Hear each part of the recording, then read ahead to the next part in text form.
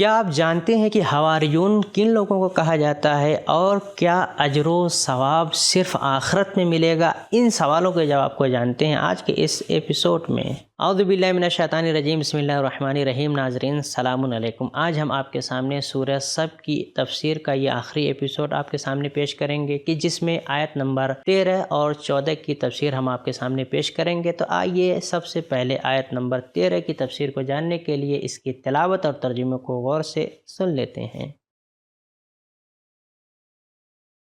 كتاب أنزلناه إليك مبارك ليدبروا آياته وليتذكر أولو الألباب بسم الله الرحمن الرحيم وأخرى تحبونها نصر من الله وفتح قريب وبشر المؤمنین۔ اور ایک چیز جس کے تم دل دادہ ہو، یعنی تم کو خدا کی طرف سے مدد ملے گی اور ان قریب فتح ہوگی، اور اے رسول مومنین کو خوشخبری اس کی دے دو۔ ناظرین، پروردگار عالم نے اپنے بندگان خاص کے لیے اس آیت میں صرف ایک خاص نقطہ رکھا ہوا ہے، اس ایک خاص نقطے کو جان لیتے ہیں۔ كتاب أنزلناه إليك مبارك ليدبروا آياته وليتذكر۔ نقطہ جنت میں جانا اور اللہ کی مغفرت اللہ کے عذاب سے نجات کا مصداق ہے، مگر چونکہ اللہ کی مدد اور فتح ایک الگ لطف ہے لہذا اللہ نے اس کو جدا بیان کیا ہے۔ ناظرین، ہم نے اس آیت کے خاص نقطے کو جان لیا ہے، اب اس کے پیغام کو بھی جان لیتے ہیں۔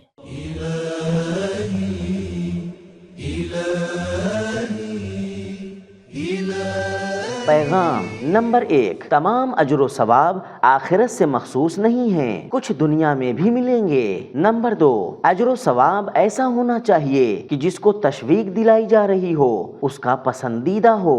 نمبر 3، خلوص کے ساتھ جہاد کرنے والوں کو 2 میں سے ایک نیکی ضرور ملتی ہے، اگر شہید ہو جائیں تو یدخلکم جنات، جو پچھلی آیت میں تھا، اور اگر جیت جائیں تو نصر من اللہ و فتح قریب۔ نمبر 4، کامیابی کو اللہ کی جانب سے سمجھیں، نہ کہ ساز و سامان، تجربے اور مہارت کا نتیجہ۔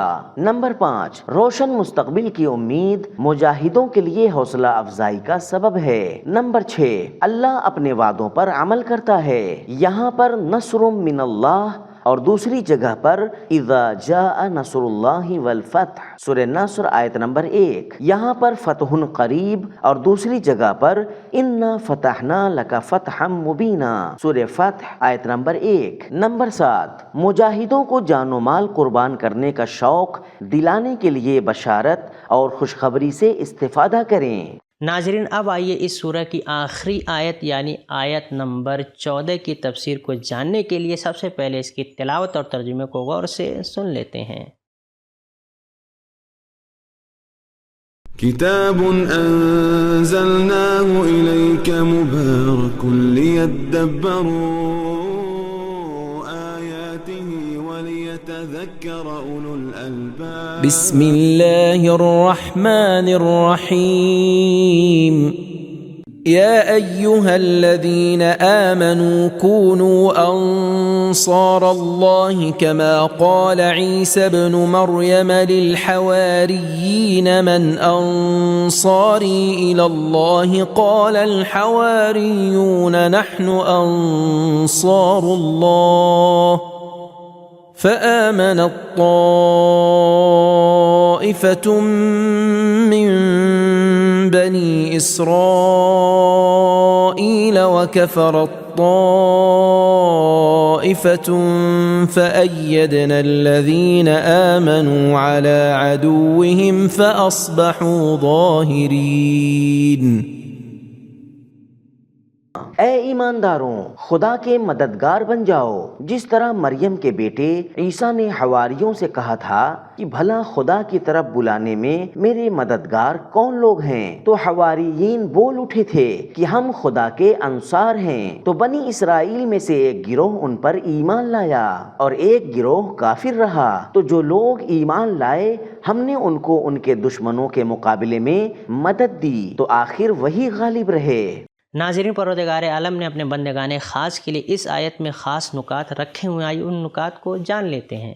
كتاب أنزلناه إليك مبارك ليدبروا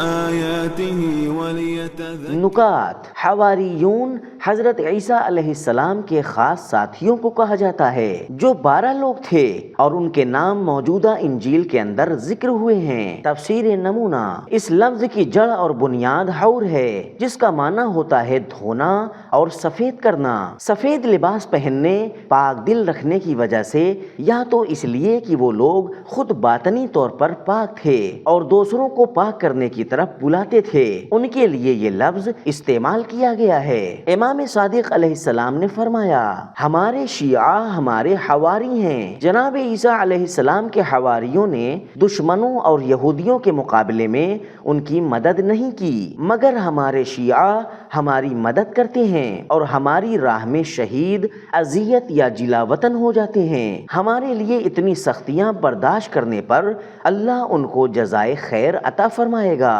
تفسیر کنز الدقائق: دعوت کو قبول کرنے اور عمل کو انجام دینے میں ملتے جلتے موارد کو بیان کرنا اثر انداز ہوتا ہے، جیسے عیسیٰ علیہ السلام کے ساتھی تھے، کما قال عیسیٰ، اور جس طرح دوسروں پر روزہ واجب ہوا، کما کتب علی الذین من قبلکم، سورہ بقرہ آیت نمبر 183۔ ناظرین، ہم نے نکات کو جان لیا ہے، اب اس آیت کے بہترین پیغام کو بھی غور سے سن لیتے ہیں۔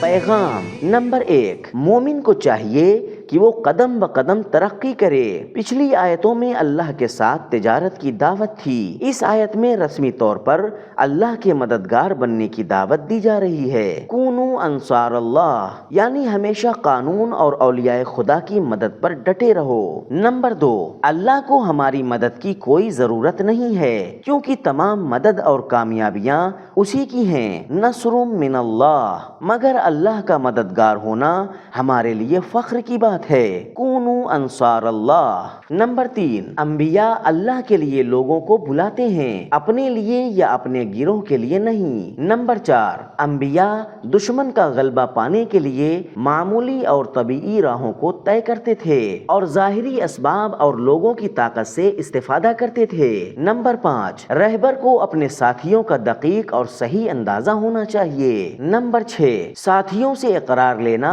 ایک طرح کی تجدید بیعت اور وفاداری کا اعلان ہے۔ نمبر 7، دینی پیشواؤں کی دعوت پر لبیک کہیں۔ نمبر 8، انسان کو اختیار ہے، وہ چاہے تو انبیاء کی دعوت کو قبول کر لے اور سعادت مند ہو جائے، اور چاہے تو ان کو رد کر دے اور بدبخت ہو جائے۔ نمبر 9، عموماً تمام لوگ کسی نبی پر ایمان نہیں لاتے تھے، بلکہ کچھ لوگ انکار کرتے تھے اور بعض لوگ ایمان لاتے تھے، لہٰذا ہمیں بھی یہ امید نہیں رکھنی چاہیے کہ تمام لوگ ایمان لے آئیں گے۔ نمبر 10، ایمان کا ہونا اللہ کی مدد پانے کا راز ہے۔ نمبر 11، حضرت عیسیٰ علیہ السلام کو بھی اللہ کی تائید حاصل تھی۔ وَأَيَّدْنَاهُ بِرُوحِ الْقُدُسِ، سورہ بقرہ آیت نمبر 78، اور ان کے خاص ساتھیوں کو بھی۔ نمبر 12، اللہ جس طرح اپنے نبی کی مدد کرتا ہے، وَأَيَّدْنَاهُ بِرُوحِ الْقُدُسِ، اسی طرح ان کے پیروکاروں کی بھی مدد کرتا ہے۔ فَأَيَّدْنَا الَّذِينَ آمَنُوا۔ تو ناظرین، آج کے ایپیسوڈ میں ہم نے جانا کہ حواریون حضرت عیسیٰ علیہ السلام کے خاص ساتھیوں کو کہا جاتا ہے، جو 12 تھے اور جن کے ناموں کا ذکر موجودہ انجیل میں بھی پایا جاتا ہے، اور تمام اجر و ثواب صرف اور صرف آخرت سے مخصوص نہیں ہے، بلکہ کچھ اجر و ثواب اس دنیا میں بھی ملیں گے۔ یہ تھا ہمارا آج کا ایپیسوڈ، ملتے ہیں اگلی سورہ کی تفسیر کے ساتھ، تب تک کے لیے شکریہ، خدا حافظ۔ سبیل قرآن، قرآنی سماج کی پہچان۔